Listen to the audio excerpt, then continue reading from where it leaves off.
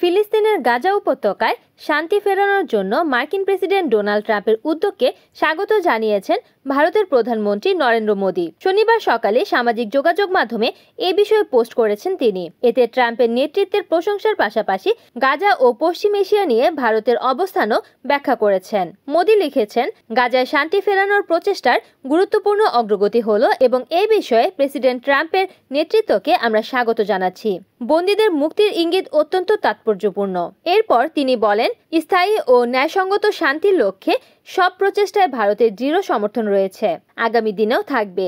গাজায় শান্তি ফেরাতে 20 দফা প্রস্তাব দিয়েছিলেন ট্রাম্প। ইসরায়েল সেই প্রস্তাবে রাজি হলেও হামাস প্রথম থেকে নীরব ছিল। এতে ট্রাম্প ক্ষুব্ধ হন এবং হামাসকে সময় বেঁধে দেন। রবিবারের মধ্যে ওই প্রস্তাবে রাজি না হলে হামাসকে নরক যন্ত্রণা ভোগ করতে হবে বলেও হুঁশিয়ারি দেন। এরপরই হামাসের তরফে একটি বিবৃতি দিয়ে জানানো হয়, 20 দফা প্রস্তাবে তারা রাজি, বন্দীদের মুক্তি দেওয়া হবে। হামাস থেকে ইতিবাচক সাড়া পাওয়ায় যুক্তরাষ্ট্রের প্রেসিডেন্ট ডোনাল্ড ট্রাম্প ইসরায়েলকে অবিলম্বে গাজায় বোমাবর্ষণ বন্ধের আহ্বান জানান। তিনি বলেন, হামাস স্থায়ী শান্তির জন্য প্রস্তুত বলে প্রমাণ দিয়েছে। এখন দায়িত্ব নেতানিয়াহুর সরকারের। Desk news, Kamruzzaman Kamrul, NN TV।